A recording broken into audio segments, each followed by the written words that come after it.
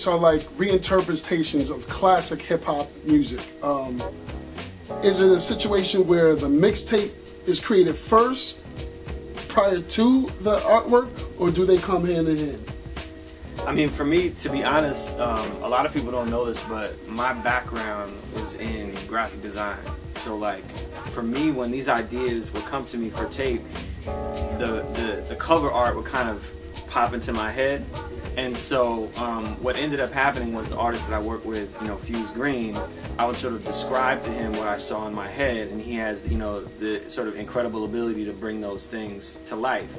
So it wasn't like it was one and then the other. Like, I feel like I grew up on, hip-hop albums where the artwork was important. You like Digital Underground, you'd fold it out. So, one of the things that we tried to do, which nobody had really done, with mixtape artwork, is, create those type of fold-out things. So the first project that I collaborated with Fuse on was, the Lauryn Hill mixtape, where it wasn't just about creating, this iconic cover, but about, creating something where the artwork really was inspired by the music. I would send Fuse samples of the tape while it was in progress, and this is the result. You can see it's very involved, and it's the kind of thing where you're meant to put the music on and really vibe out and enjoy the artwork. So I think the two of them, for me, definitely go hand in hand.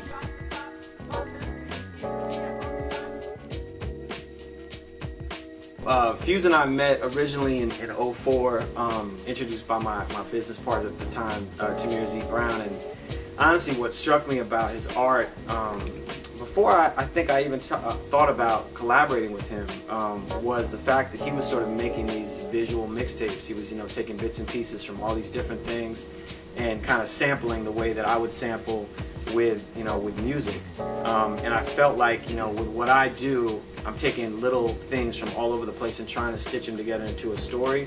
And I felt like, like your art, did that. Yeah, I mean, at first I can't believe it's been 10 years, but that's a good point about my kinship with producers and DJs, because, excuse me, what I've been doing for a long time is essentially trying to recreate the feeling that guys like you make in the music, which is like, my process is sampling, digging for images, collecting, and then creating a narrative through the work. But ultimately, like, my goal is trying to like recreate that feeling. And I think also like Jay and I have like this kinship with the music. Like, we both have this really healthy relationship with digging for records and samples and certain sounds in movies. And it just kind of made sense, And I think also the fact that like Fuse was a DJ in a former life, and I was a graphic designer. Yeah. So there was already that creative, yeah, kind of flow back and forth. And I mean, for me, like, these things are like art projects. They really are. Like, it's that intense. Like, I'll work 6 months or a year on some of these tapes. People don't know. And it was the same thing with the Lauryn Hill collage. He worked on that for almost 6 months. Yeah. And so it became this really intensive thing of, kind of elevating the art form, elevating, the cover art, elevating the mixtape itself. And I think that's one of the reasons our collaboration has been so dope.